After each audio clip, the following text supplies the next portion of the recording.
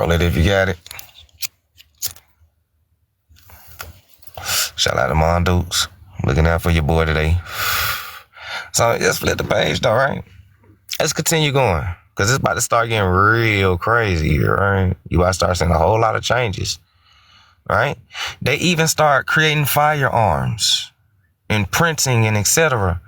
In addition to this, it was found that medieval scientific knowledge was not nearly so mired in superstition and ignorance as had been believed, and that in many areas of knowledge in the Middle Ages were the equal, if not the superior, of classical antiquity. Such great figures of the 13th century as Roger Bacon and Albertus Magnus made advances in mathematics and experimented with light and nature and properties of chemicals and theorized on the size of the solar system. So everything as far as the late 6th and early 7th century was eventually redesigned late antiquity, whilst everything from the 11th or even the 10th century onward was redesigned simply as the Middle Ages. But by the early 12th century, the term Dark Age had become generally confined to the period between the 7th and 10th century as a span of time which remained little known and from which very few architectural structures seem to have survived. This was the period during which the Vikings were said to have rampaged around the continent, burning and looting and unaliving. Even documents of that time were few and far between, and what did exist seemed to imbue the period with a mythical or semi-mythical aura. The image was conveyed of a continent that had sunk into a primitive level of existence, with literature and other civilized arts all but disappearing. The Anglo-Saxons, it was said, had even lost the arts of pottery making during these centuries and the start they had made along the path of civilization in the late 6th century. When Augustine had landed in Kent and church buildings had commenced throughout England and had gone abruptly into reverse. After a flurry of church buildings in the early 7th century, the whole process was abandoned, and no new Anglo-Saxon churches appeared until the 3rd and 4th decade of the 10th century. So why is there a big gap in history? There's a whole big gap in history of nothingness. That's a long time. I wonder.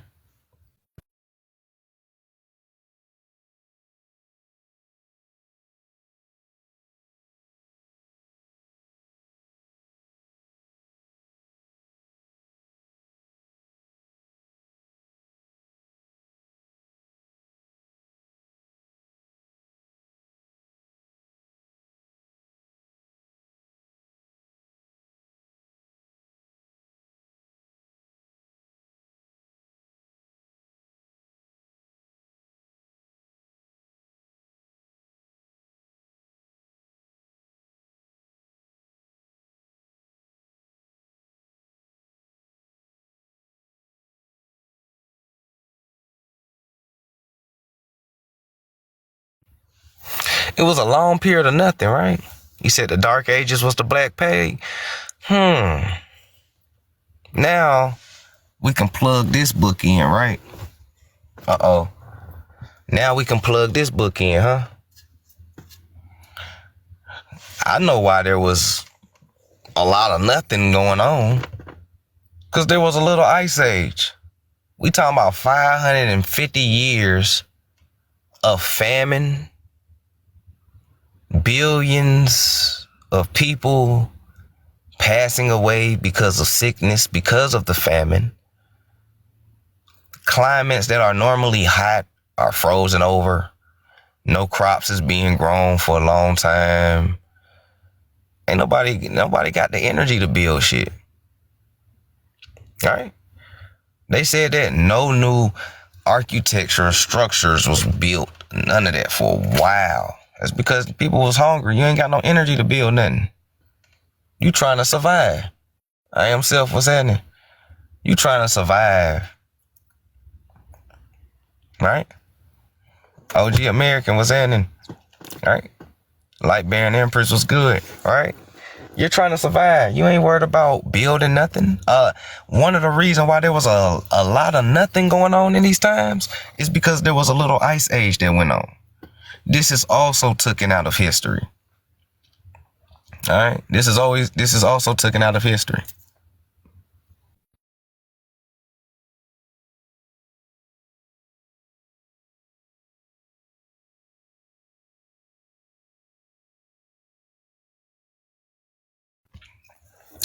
This is also taken out of history. As y'all can see, that big ass stamp on it says withdrawn, right? Meaning that they took it off the shelves. This used to be a physical book in all the libraries, but they took it off around 1930s.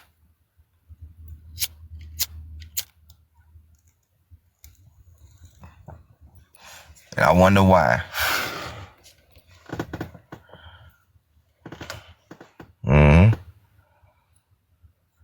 What's happening, Fox? Said the colonizers had icebreaker boats.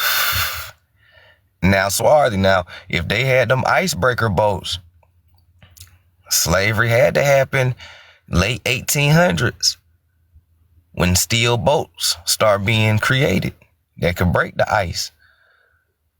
You hear me? Maybe. Like the movie The Day After Tomorrow. Exactly like the movie Day After Tomorrow. They put it dead in your face. Exactly. When the whole world got cold because of volcanic eruptions. It sound just like the movie Day After Tomorrow, right? Earthquakes, volcanic eruption, polar shifts, climate change. Yeah, that's just like the movie. They showed you the little ice age without you knowing about the little ice age. That's crazy, right? They trying to do it again. Because you can't have a reconstruction without an ice age.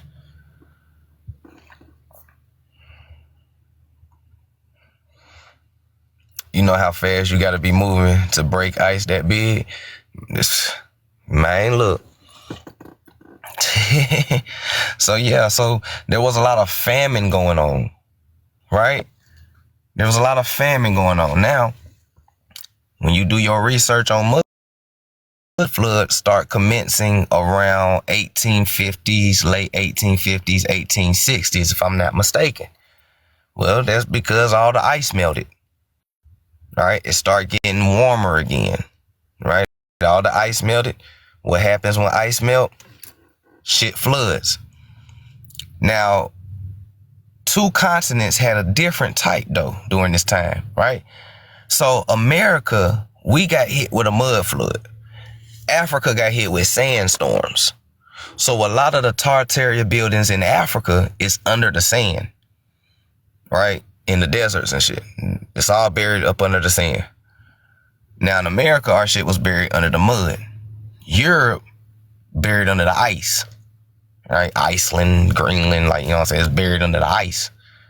You know, like Antarctica, Alaska, North Pole, South Pole. Yeah. Peak game. Peak game. Right? So this is why when you look at a lot of these buildings, old buildings, 1800 buildings and stuff like that, they tell you found it. Because when they excavated after all this stuff, they found it. They never told you that they built this shit or created it. It's always established or it's either founded. But they never told you they innovated or created this shit. They found it. Found it. That's what it means, found. Like you found your keys. I found it. I found it in 1870. Found it in 1902. It's because they found it then. Found it in 2003. Nigga, they still finding shit. All right. They ain't creating nothing here. It was already here. All right. Yeah, Russia too. Definitely Russia. All right.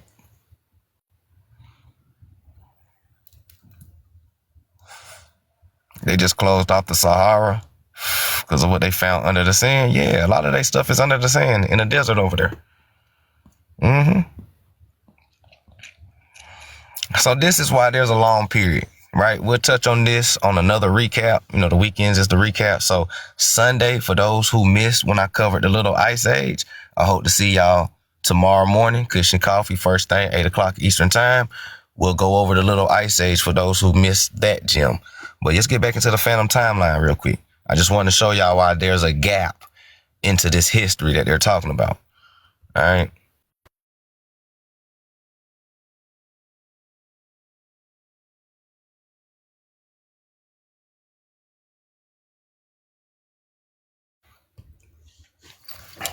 So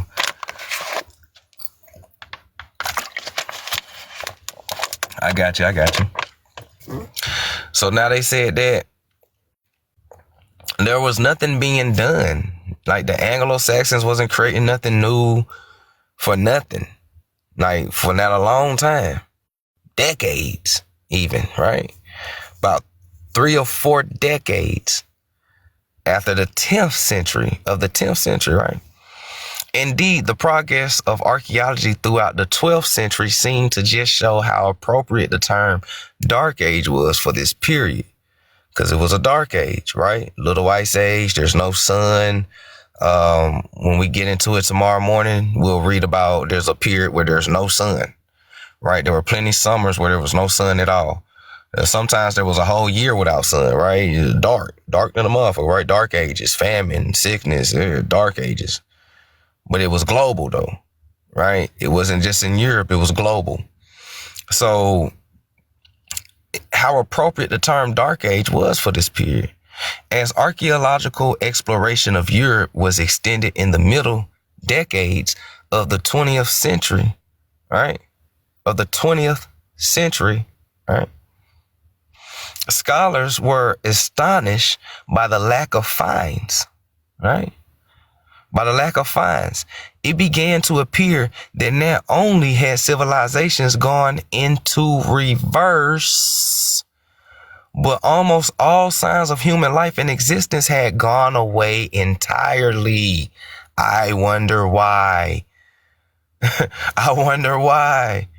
He said, damn, no sun is crazy work. Yeah, I think there was 3 years, 3 summers, there was no sun at all.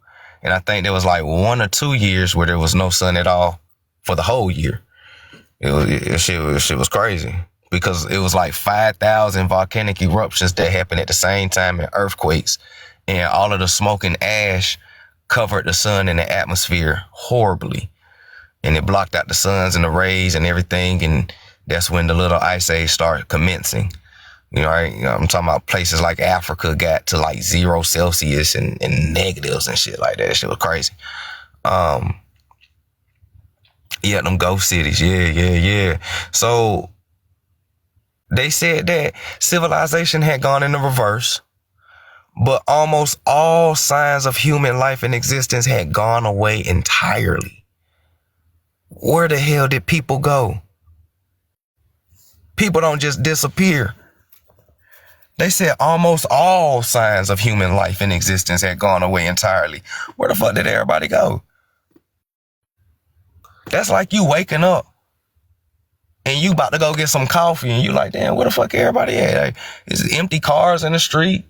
Y'all seen those apocalyptic movies, cars in the street, napkin floating in front of you and shit because the wind blowing. Walmart empty. Ain't no women in Target and shit. You like, bro, where the fuck everybody go? Got some crazy shit to wake up to. And Joe, what's happening? Yeah, exactly. Joe Biden told you. Joe Biden told us about this. He called it Dark Winter, though. That's a code name for that. Them boys, almost everybody had gone away entirely. Site after site could produce nothing for the 3 Dark Age centuries, right? Remember the famine and sickness that I showed you in the Little Ice Age, right? Site after site could produce nothing for the 3 Dark Age centuries. though a settlement might produce abundant remains for the centuries preceding and following them, though, right? How was this strange state of affair to be explained? On the whole, it was generally concluded that the Germanic king of the West, whilst initially making attempts to keep Roman civilization alive, finally reverted to type, as it were, and eventually let the great cities and monuments of them fall. Flipping the page.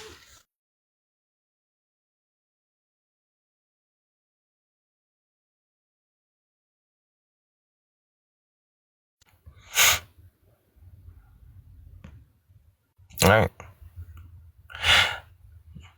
Fall into decay.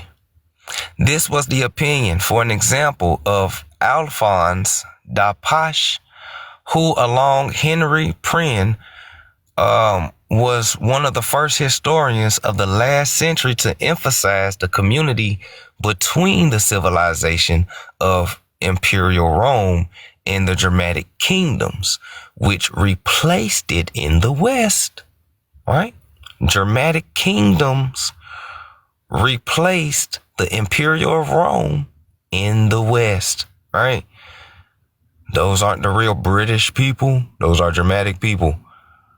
That royal family is a Germanic family that's from the Germanic kingdom. The little hat people are Germanic people that's part of this Germanic kingdom that replace the Imperial of Rome. All right? All right. So it was said, it was true, said Dapache, that the barbarians did indeed try to live like Romans at the start. For a while, they actually succeeded. And the Frankish, Vandals, and the Gothic kings presided over Roman-style cities and economies. Yet, these did not last, though. And by the early 7th century, all had gone to wreck and ruins.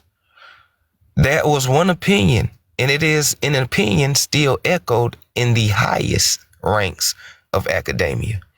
There was no other theory about the Dark Age which gained some prominence for a time. This was that Dapache's contemporary Henry Prien, according to the latter, the decline of the late classical culture was swift and dramatic and had nothing to do with the barbarian nature of the Germanic people. For Prien, the king lay in the timetable of events. Ample proof of thriving Roman-style cities and economies could be found until the first quarter of the 7th century. After that, they disappeared rapidly and completely. Where the fuck these people went? Above all, they found that most of the luxury products which the West had habitually imported from the East.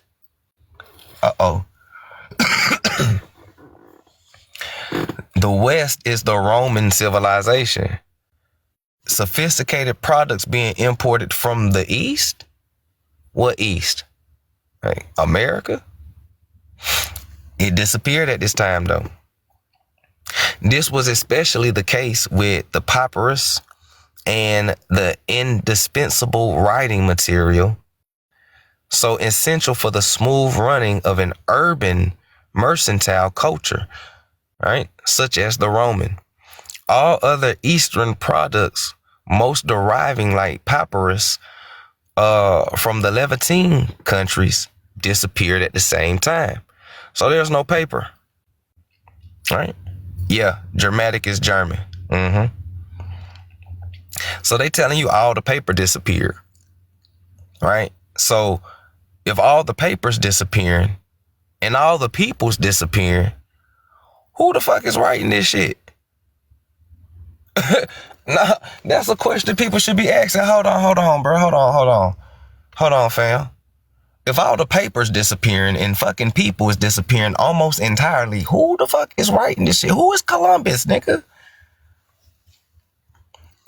Who the fuck is Columbus? Who is this Soto? Who the fuck is these niggas, man? Who's writing this shit? There was no paper at this time. Who is the Columbus Journals? There was no paper at this time. Who the come on, man. It all disappeared. Little Ice Age. Ain't nobody got time to be writing. We starving. We ain't got no food. We sick. The fuck I'm writing about? You know what I'm saying? I'll give you a hot 16 sounding like Rod Wave right now inside this little Ice Age. It's depressing. That's the only thing you gonna hear me write. Don't nobody want to read that. Ain't nobody writing shit, bro. Niggas is trying to survive. Yes, continue though, right? And ain't no papers. So, what thought Pren could have terminated the Mediterranean trade so completely and rapidly? The fact that it seemed to occur that the early to mid 7th century left only one possible answer. The Arabs. All right, the Arabs. So he published a major thesis, published posthumously in 1973. Look at that 1973 again. Huh? There it is, 1973. Remember that Catholic Gazette, 1973. They are the masters of reformation. All right. The Arabs. All right. Muhammad et Charlemagne. Come on, bro. This an Arab named Charlemagne. Come on. Stop playing with our tops right now. So this is an Arab named Charlemagne. Muhammad et Charlemagne. Huh? All right. Okay. But posthumously in 1973, Muhammad et Charlemagne caused something of a stir, mainly because it went so decisively against the tide of current academia thought. For several decades prior to the date, historians had increasingly come to see the Arabs as the saviors of the late classical civilization. They were viewed as arriving on the shores of a darkened and primitive Europe. Hold on.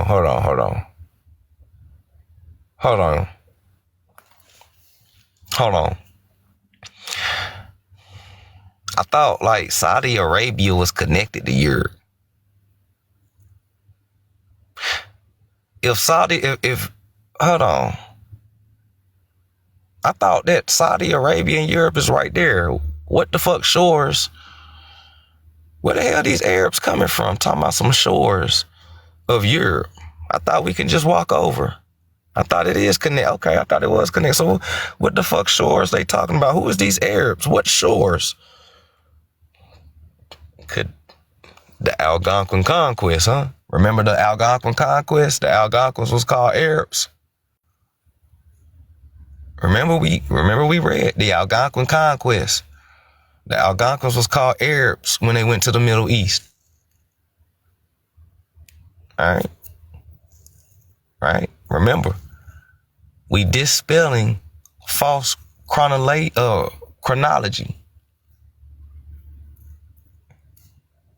All right. So peep game. Let's continue going real quick. So now, for several decades prior to that date, historians had increasingly come to see the Arabs as saviors of the late classical civilization. They were viewed as arriving on the shores of a darkened and primitive Europe, right? What kind of darkened? Like Negroes? In the middle years of the 7th century. They brought with them, so it deemed, an advance in tolerant and urban culture, and they began the process of reacquainting the barbarous Europeans with the lost learning of the Greeks and Romans.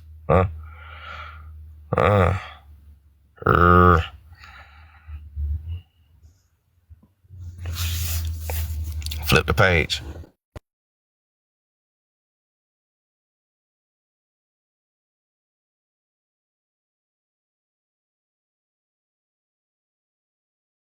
Shout out to everybody that's in here. Appreciate y'all. We are reading from the Phantom Dark Age book. All right. So the paradigm, had it not been for the fact that it had several drawbacks, first of all, the good points, right? First of all, the good points. There was no question that the Arabs did a good deal of damage in the Middle East and North Africa, right? There's no question that the Arabs did a good deal of damage in the Middle East and in North Africa. Large areas of the latter regions, which had previously supported an extensive and productive agriculture, was reduced to desert in the aftermath of the Arab conquest, due to primarily to the pernicious culture of the invaders, allowing their flock of camels and goats to gaze on crop land. This led to the rapid abandonment of the great Roman cities of the region, which these fields had once supported. The historic skeletal remains of these metropolises still dot landscapes of the Middle East and North Africa, and they stand so adequately testimony in the terrors brought by the Syrians in the 7th century. There was no question, too, that the arrival of the Arabs had an immense impact on Europe. Hit this water real quick.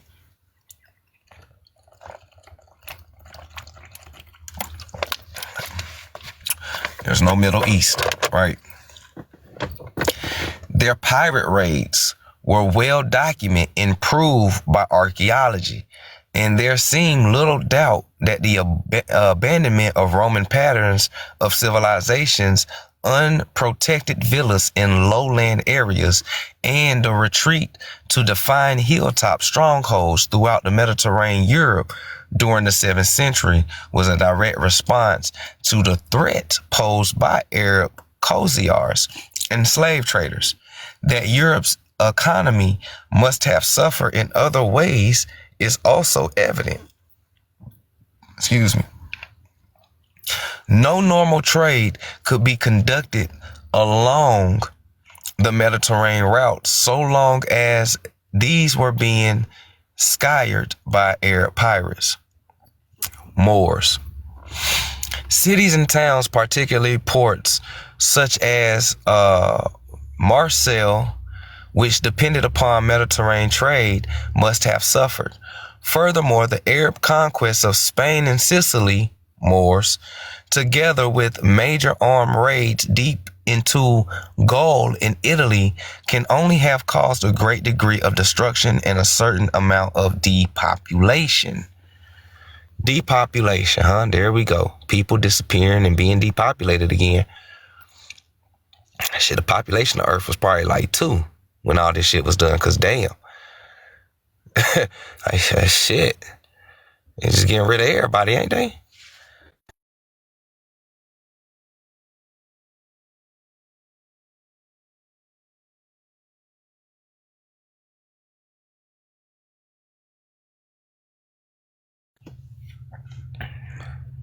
I Am Legend, yep.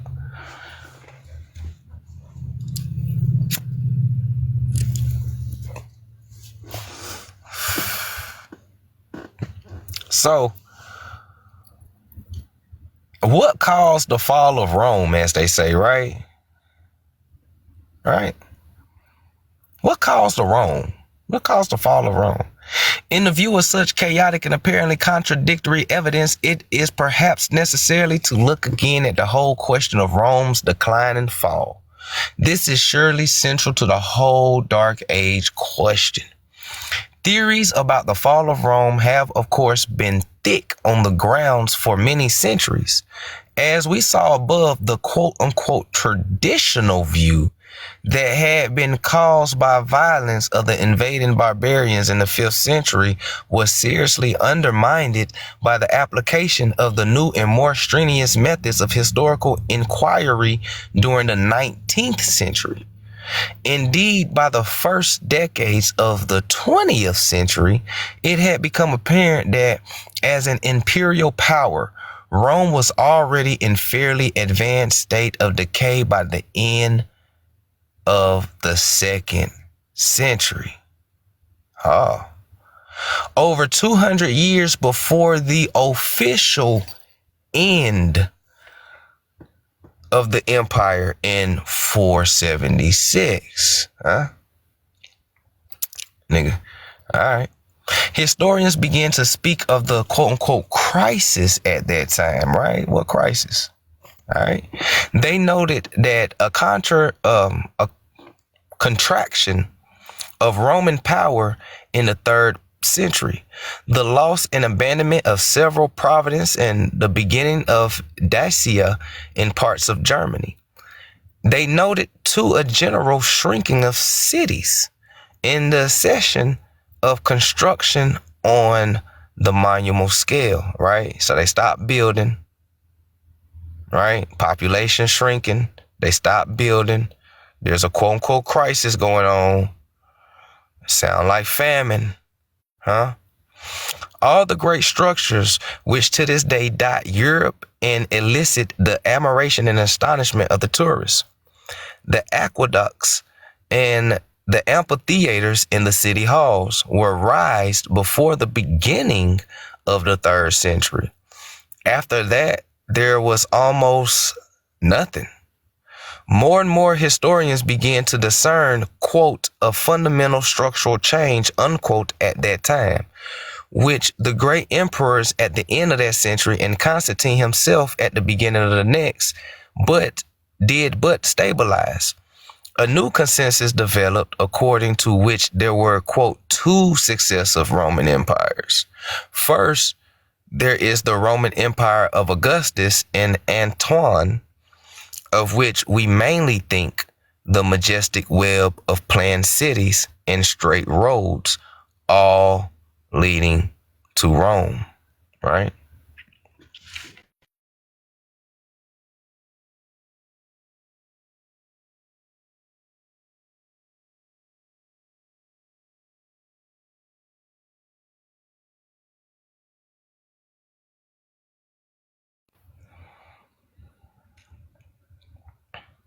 It said all leading to Rome, right? Quite possibly, by the end of the 1st century, the only groups in the empire that were increasingly by normal demographics process were the Christians and the Sephardic Jews. Or could it be little hat Jews? That's 1st century. There's no little hat Jews at this time. Sephardic Jews. Christians and Sephardic Jews. And these two were virtually immune from the contagion of Roman attitudes. Taking this into account, several writers over the past few decades have suggested that Rome's adoption of Christianity in the 4th century may have had as one of its major goals the halting of the empire's population decline. Christians had large families and were noted for their rejection of infanticide. The legalizing Christianity, therefore, Constantine may have hoped to reverse the population trend. All right. He was also to some degree simply recognizing the inevitable. By the late 3rd century, Christians had already had a major in certain areas of the East, most notably in parts of Syria and Asia Minor, right?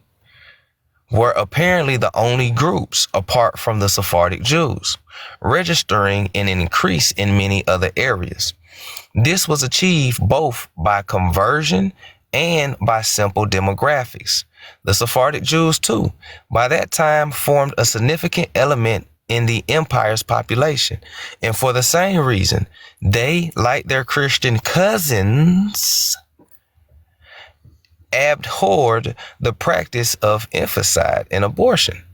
It has been estimated that by the start of the 4th century, Jews formed up to 1/10 of the empire's entire population. Whether or not Constantine legalized Christianity, therefore, it would appear that in time the empire would have become Christians in any case. The question for historians is, did Constantine's surmise and gamble prove correct? Did the Christianizing of the empire halt the decline? On the face of it, the answer seemed to be no. After all, less than a century later, Rome herself was sacked, first by the Goths, and then several decades later by the Vandals. And by 476, the Western Empire was officially dissolved. The general consensus then for some time has been that Christianity somehow failed to halt that demographic collapse in the West, though it is admitted that it most certainly did halt in the East. However, by the latter years of the 19th century, more and more evidence began to emerge, much of the archaeology, which seemed to suggest that Rome's civilization did indeed experience some form of revival in the West, what West, during the 5th or last 6th century. Indeed, it became increasingly clear that much more of the heritage of Rome survived than had hitherto been imagined, and the Roman civilization flourished both in the East and in the West during the 6th century. Where do America fit in this?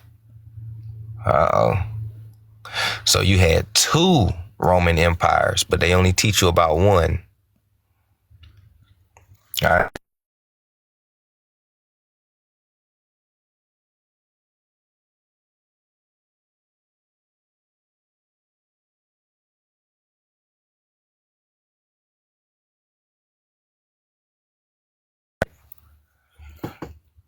They deal in the building, Tar Design, right? Peace, GMB. So there was 2 Roman empires, but they only teach you about one. They only teach you about the one that failed, but they don't teach you about the one that was revived, right? There were 2, but they only teach you about the one that failed, not the one that was revived, right?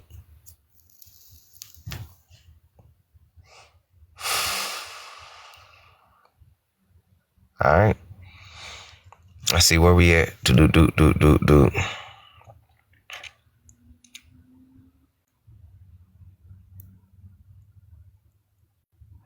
All right, here we go.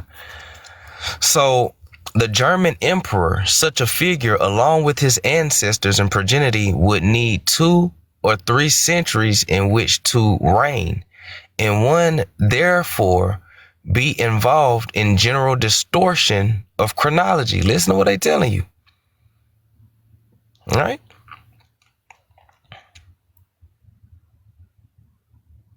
Let's go back up a little bit. So now it is well understood that when medieval kings and prelates needed to president, they simply invented one, right? They just invented one. In this, Otto was no different from his contemporaries. A previous Germanic emperor of the West was needed, so one was created. All right, so here we go. They creating shit. They needed one in the West, so they created it. And thus was born the myth of Charlemagne. Charlemagne is not even a real person. Ain't that something? I tried to look. Hey, look, man. Hey, The myth of Charlemagne was created because they needed an emperor in the West. It's not real. That the Carolingian king, from whom little or no archaeological evidence has been found, were much honored by Otto I and his successors, is well known. Yet Eleg has argued in some detail that the entire Carolingian line was an invention of Otto I and Otto II. And if one is to create a fictitious German emperor, such a figure, along with his ancestral progeny, would need 2 or 3 centuries in which to reign, and one would therefore be involved in a general distortion of chronology. That, according to Elegs, is what Otto III ordered, right? Otto III ordered, creating an extra 3 centuries of history, which was then inserted between Otto's epoch and the Roman age. In the quote unquote new chronology invented by the Ottoman Empire emperors, Otto I was not then crowned in 662, but in 962, 162 years after his supposed predecessor and ancestor Charlemagne. A view in the light of Illeg's chronology, Prin's dramatic insights finally make sense. And in this case, with European history as a whole, right? Indeed, the picture that emerges as soon as the phantom centuries are removed, it is at once astonishingly new and yet strangely familiar. So they saying when you understand the parts in history that is fake, invented, you can remove it and it yet sounds strangely familiar, right? You see what they talking about? So the fact previously incomprehensible and even outlandish now began to make perfect sense. For one thing, the 10th and 11th century quote unquote Renaissance in Europe, with the proliferation of Romanesque or Roman style churches and cathedrals, revealed itself to be the natural organic development of the 6th and 7th century revival, which saw a proliferation of new churches and cathedrals, and they were built in a late Roman style. Again, we see now why the cultural impact of Islam, which we should have expected in the 7th century, is only felt in the 10th, when Rome imported a plethora of new ideas and technologies such as the windmill, Arabic numerals, paper, and a host of other things from the Islamic world. And if the Dark Ages never existed, right? If the Dark Ages never existed, then the West never went into a terminal decline as it entered the Christian age. On the contrary, the revival of Roman world order, right? Roman world under, and the influence of Christianity promoting an increase in the birth rate and population in general, which had commenced so promisingly in the 5th and 6th century, right?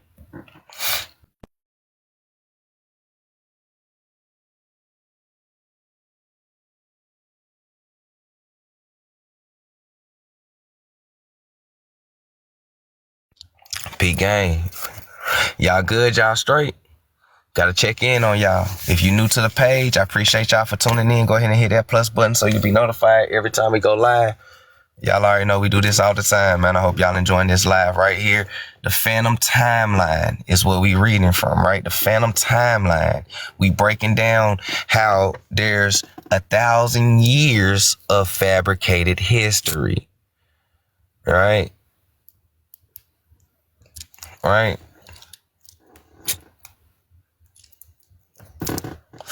Make sure y'all good, y'all straight. Gotta check in. Thank you for the gifts. Appreciate you. Right?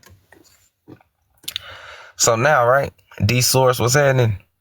So now, how could Christian monks and scribes who presumably date their years in accordance with the number that had elapsed since the birth of Christ has been so monumentally mistaken? And what about the Islamic world? Does its calendar not agree with ours? Were they then involved in some great giant conspiracy to destroy history? A conspiracy taken in the princes of Christendom as well as those of Islam? That's a good question. These questions will be dealt with as we proceed, and it will be found that they do not present the insurmountable problem that we first imagined. We shall find, for an example, that the late Roman world, contrary to popular belief, did not, in fact, employ the Anno Domini calendar, a system which only came into use in the 11th century. It is true that upon converting to Christianity, the Romans did begin to use the Bible as a chronological guide. But the calendar they adopted began with the creation of the world, which the Old Testament placed anywhere between 5,500 to 4,000 years before the birth of Christ, quote unquote, right? When the Romans adopted Christianity in the latter 4th century, believers were not very much interested in when Jesus was born. Their attention was focused far more on when he would return as he had promised, quote unquote, right? The Computians of Dionysius and Asgozinus, when he in the 5th and 6th century, so widely quoted nowadays, were virtually unknown in his time. By the first half of the 7th century, therefore, very few people had any knowledge of the number of years that had elapsed since the birth of said Christ. Calendars throughout the former territories of the Western Empire tended to be used varying estimates of the year of creation or the age of the world, meaning these niggas is guessing, as it is called. More often than not, however, both lay in church bodies tended to date the year according to the reign of the present king or emperor. Oh, so they use a different dating, huh? They don't use the dating of Christ's birth. They use the dating of the present king and emperor rule, huh? And people had concerns other than the calendar to consider, for the 7th century saw the empire embroiled in its greatest ever crisis.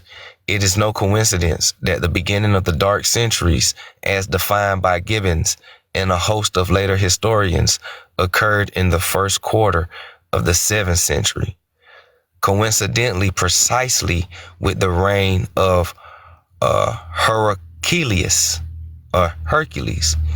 and the definitive and end classical of Greco-Roman civilization. The distortion of history was inexcusable. My bad, my tongue ain't rolling. Inexcusable, linked with the great rift between the Western and Eastern and Western European empires, which occurred in the latter years of Hercules' reign. From that time onward, the Greco rulers, or not Greco, but Germanic rulers of the West, ceased to regard themselves as functionaries of the Empire of Constantinople. This process will lead to an inexorable to re-establish of the Western Empire under the dynasty of Germanic kings, and to break between Latin Church of the West and the Greek Church of the East. All right. Sound like infiltration. So we're going to let it breathe for a second. Give my jaws a break. Hit this water. Smoke break.